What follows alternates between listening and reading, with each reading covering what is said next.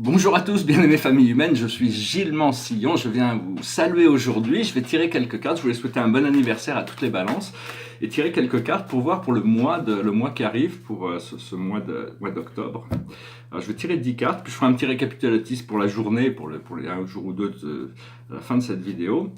Alors la situation, c'est vraiment des bouleversements sans précédent, hein, c'est-à-dire c'est la tour, je vais tirer 10 cartes. Disons que les apparences peuvent être trompeuses.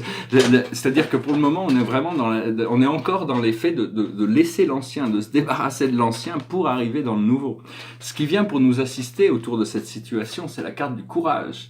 C'est pour apprendre à développer le courage, développer le pouvoir personnel sur soi-même, pour confronter toutes ces choses qu'on a besoin d'intégrer, hein, c'est-à-dire arriver à pouvoir regarder les choses, même sur soi-même, sur son passé, de manière douce, quand même, de ne pas être brutal par rapport à soi-même, ou de créer des culpabilités. C'est très important d'abandonner tout ça. Ce que l'on voit devant nous, c'est la roue de la fortune, c'est la carte du miracle.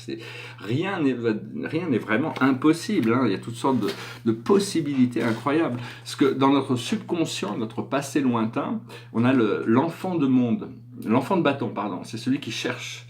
Et disons qu'il faut chercher pour trouver, hein. C'est vraiment une carte très douce, mais c'est vraiment l'idée que si on ne cherche pas, on ne trouvera pas. Mais ce que l'on cherche, on va le trouver. Tôt ou tard, on finit toujours par trouver ce que l'on cherche. Il faut avoir confiance. Et là, on en est dans la situation, c'est l'équilibre. Alors bon, la balance, c'est le monde des relations. Ce mois-ci va être un mois très important pour étudier toutes ces relations.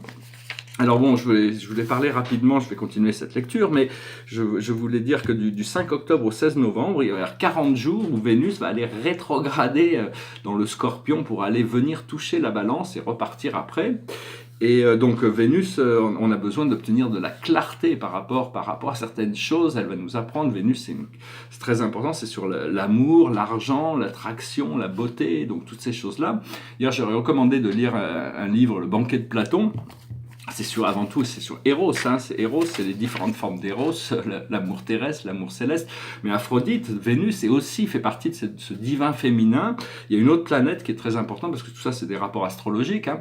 Eros, c'est une grosse planète qui circule sur l'orbite extérieure de Mars, qui est très très proche. Et bon, Mars a un peu intégré ce pouvoir de l'Eros dans la balance entre le masculin et le féminin, avec Vénus, hein, la Terre étant au milieu. Et donc, il y a aussi la planète Amor, qui est un cœur avec une ligne au milieu, c'est-à-dire deux cœurs qui étaient séparés, qui se sont réunis. Donc ces planètes, bon, c'est des planètes qui sont situées dans ce tableau, hein, par exemple, toutes sortes de planètes, ça c'est la troisième d'une série. Alors ce qui arrive devant nous, hein, je vais quand même continuer un petit peu avec cette lecture, ce qui arrive devant nous, c'est la peur. Alors la peur, il ne faut pas avoir peur de la peur. La peur, si on arrive à aimer nos peurs, on n'a plus de peur. Donc si on arrive à mettre de la lumière dans l'obscurité, l'obscurité disparaît, hein. Donc c'est vraiment une opportunité qui nous est donnée pour faire face à nos peurs avec compassion, avec courage, et quand on fait face à ces peurs, des fois on peut trouver de l'amertume, hein, c'est l'amertume, mais il ne faut pas s'accrocher à l'amertume, il faut pouvoir la ressentir et se servir de ça pour créer, pour utiliser la confusion et la créativité pour devenir l'inventeur. Il y a toutes sortes de nouvelles inventions qui vont se passer. Donc ça, c'est un procédé. On doit libérer toutes ces vieilles énergies pour trouver cette liberté. Actuellement, nous sommes le feeler, celui qui ressent l'enfant de coupe. Et donc, on doit ressentir aussi bien la joie que l'amertume. Il faut pouvoir avoir l'expérience des deux pour pouvoir arriver plus tard à pouvoir sélectionner, désactiver toutes ces choses qui peuvent encore nous causer des souffrances émotionnelles. Ce qu'il y a autour de nous, c'est le chariot, c'est Apollon, c'est le seigneur de la lumière, le maître des arts, c'est vraiment quelque chose c'est très très puissant, c'est une porte stellaire qui s'ouvre, hein. Ce que l'on a dans notre monde des émotions, les espoirs et les craintes, c'est le pendu, c'est-à-dire on espère pouvoir laisser derrière nous toutes ces choses qui n'ont plus de valeur, plus de pouvoir, même s'il y a encore des accroches psychologiques ou habituelles. Disons que, et donc voilà, on revient un petit peu sur cette carte de l'inventeur, parce que une fois qu'on accepte de laisser l'ancien derrière nous, il y a un peu de confusion, hein. Il peut y avoir un peu de confusion, on n'est pas forcément, on va pouvoir essayer d'obtenir avec ce rétrograde de Vénus de la clarté. Et à ce moment-là, bon, on se concentrer émotionnellement sur l'intégrité. L'intégrité, c'est pouvoir marcher seul, mais c'est aussi être vrai par rapport à nous-mêmes, être vrai par rapport à ce que l'on défend, à nos valeurs, c'est quelque chose de très personnel. Il faut essayer de s'adapter, être honnête par rapport à soi-même, par rapport à ses croyances, ses valeurs. Et l'aboutissant de tout ça, c'est rien d'autre que l'empereur. Ici, c'est Alexandre le Grand, ça doit être Aristote derrière, j'imagine. Et c'est l'argent, le pouvoir, le soleil, la réussite, le management. C'est-à-dire, c'est le bélier aussi, c'est la carte c'est la carte du début. Hein, mais c'est une carte de vraiment. L'empereur doit savoir que il ne doit pas perdre sa voie spirituelle, pas trop se laisser distraire par toutes ces choses du monde matériel, bien que toutes ces choses sont très importantes, mais il doit garder un équilibre entre la voie matérielle et la voie spirituelle. Alors bon, voilà, je voulais parler donc oui, on va devoir adresser tous ces mondes des relations, parce que Vénus en Scorpion nous fait ressortir des choses, et après le Soleil va passer en Scorpion, et donc on va encore plus s'ancrer encore plus profondément par rapport, mais on a besoin de revoir un petit peu notre relation à l'argent, à l'amour, à la beauté, à l'attraction. Qu'est-ce que l'on veut vraiment? C'est un petit peu, bon, la conscience c'est un petit peu comme un chaudron, on met toutes sortes d'ingrédients dedans, puis on le laisse cuire, et puis il y a des nouvelles choses qui sortent, puis des fois il y a des éléments, on dit ah non, je veux pas de ça dans ma soupe, hein. Mais bon, on s'aperçoit à la fin, quand les choses sont intégrées, que tous les éléments participent à la création de cette magnifique recette, hein, qu'on va pouvoir déguster ensemble. En réalité, je veux dire aussi, il n'y a qu'une seule voie spirituelle, c'est universel, mais cette voie spirituelle est faite spécialement pour nous. Tout dépend de la volonté divine à l'intérieur de nous, qui est le ministre de tout ce qui se passe de notre évolution. La présence je suis est une présence extra-universelle, hein, qui n'est pas dépendante de l'univers, du temps, de l'espace et tout ça. Enfin, je veux dire, mais c'est aussi une présence qui est en complète coordination avec toutes les forces de l'univers, les anges qui gèrent tout le monde matériel. Hein. Et donc c'est l'harmonisation entre cette présence je suis à l'intérieur et le monde spirituel à l'extérieur. Je voulais dire aussi par rapport à les livres que j'ai recommandés hier. Bon, Hésiode, moi je trouve ça assez fabuleux. Je continue à le relire de temps en temps. Mais c'est que ça devait être bon d'être hétérosexuel au temps de Platon, parce que les femmes devaient beaucoup s'ennuyer, puisque les hommes étaient quand même un peu entre eux. Hein. Moi, c'est un petit peu un truc qui était un petit peu difficile au départ chez Platon. Mais enfin, c'est juste un phénomène de société qui est encore actuel aujourd'hui. On a besoin de comprendre toutes ces choses. Je voulais aussi dire qu'on peut pas, chez Platon par exemple, il y a un peu, dans ce livre, il y a un peu l'association entre le désir et l'amour. Le désir et l'amour, pour moi, ne sont pas du tout les mêmes choses. Hein. Et on peut pas désirer quelque chose que l'on a déjà. Sinon, on peut désirer le préserver, mais on peut pas désirer, si à partir du moment où on désire quelque chose, c'est que forcément on l'a pas. C'est ce qui est un peu discuté dans ce livre. Par rapport à l'amour aussi, le Christ après Platon, même si les valeurs sont vraiment essentiellement les mêmes, hein, le beau, le vrai, le bien chez Platon, se retrouve dans l'expérience de la divinité du Christ, qui est un ami, hein, avant tout. Hein, il faut le considérer, il faut l'inviter, il faut être le plus présent possible avec lui, marcher avec lui, l'inviter dans notre vie. C'est un être merveilleux qui est un frère, hein, parce que c'est c'est le fils de mon père. Donc si c'est le fils de mon père, c'est mon frère. Hein, et on est tous en fin de compte une seule famille, parce que tout vient de Dieu. Et voilà, donc il faut savoir que le Christ a amené une nouvelle conscience, une nouvelle compréhension de Dieu, une nouvelle compréhension de l'amour, savoir que l'amour n'est pas forcément Dieu, mais Dieu est toujours l'amour. C'est un peu paradoxal que l'équation, mais enfin bon. Et donc voilà, hein, je vais tirer quelques cartes pour récapituler. Je voulais juste apporter ces petites idées rebondir un petit peu par rapport à mes vidéos d'hier. Ces messages sont assez spontanés, hein, je sais pas j'ai pas de plan à long terme dans mon intention de délivrer ces messages, si ce n'est d'inspirer, de guider, de rassurer, d'encourager, de pouvoir développer sa connexion avec ce monde intérieur et notre foi qui peut être transformative. Parce que de toute manière, on n'a pas le choix, on avance tous ensemble vers ce nouvel âge, et ceux qui ne seront pas prêts seront séparés à un moment donné, mais bon, autant se préparer déjà. Alors le sens la plus haute sagesse pour nous, c'est le sens de la vie.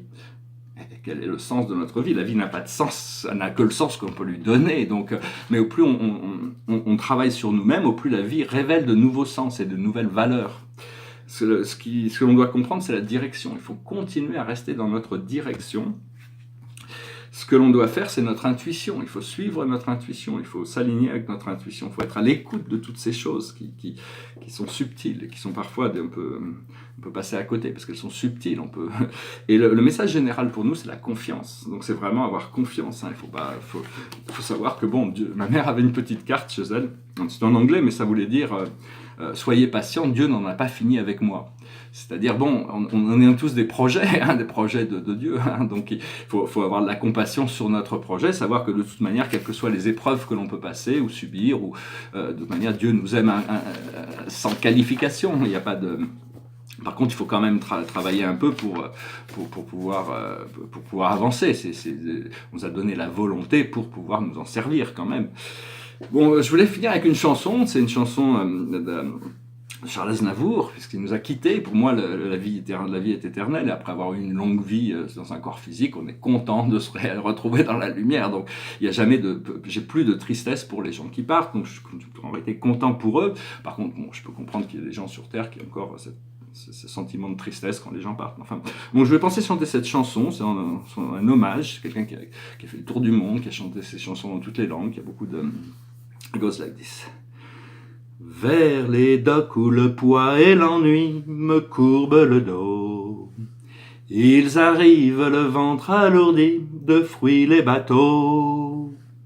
Ils viennent du bout du monde apportant avec eux des idées vagabondes aux reflets de ciel bleu, de mirages, traînant un parfum parlé de plévides inconnus et d'éternels étés où l'on vit presque nu sur les plages.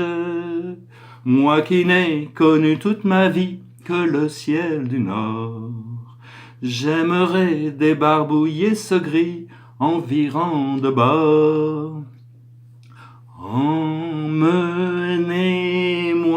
au bout de la terre, emmenez-moi au pays des merveilles. Il me semble que la misère serait moins pénible au soleil, dans les bars à la tombée du jour avec les marins. Quand on parle de filles et d'amour, un verre à la main. Je perds la notion de choses et soudain ma pensée m'enlève et me dépose un merveilleux été sur la grève, où je vois tendre dans les bras l'amour qui comme un fou court au-devant de moi et je me prends au cou de mon rêve. Quand... Emmenez-moi au bout de la terre, emmenez-moi au pays des merveilles. Me semble que la misère serait moins pénible au soleil, un beau jour sur un rafio craquant de la coque au pont. Pour partir, je travaillerai dans la soute à charbon, prenant la route qui mène à mes rêves d'enfant sur des îles lointaines où rien n'est important que de vivre, où les filles alanguies vous ravissent le cœur en tressant ma tondie de ces colliers de fleurs qui enivrent. Je fuirai laissant là mon passé sans aucun remords, sans bagage et le cœur libéré en chantant très fort. Emmenez-moi au bout de la terre, emmenez-moi au pays des merveilles. Il me semble que la misère serait moins pénible au soleil. Emmenez-moi au bout de la terre, emmenez-moi au pays des merveilles. Il me semble que la misère serait moins pénible au soleil. Ah, voilà, je vous remercie. J'ai oublié un petit passage, mais enfin, moi j'ai sauté le truc. Je sais pas, c'est bon, je vais essayer. Je vais la refaire en anglais, je vais la chanter entière. J'ai raté un petit morceau. Mais enfin, c'est une très belle chanson. On lui souhaite plein de bonheur dans sa nouvelle expérience dans la lumière. Je suis sûr que bon, la plupart des gens, quand on a eu une vie, on continue, on revient sous une autre forme et on continue notre procédé créatif. Donc voilà, je vous souhaite une excellente journée. Et je vous dis à très bientôt. Namasté.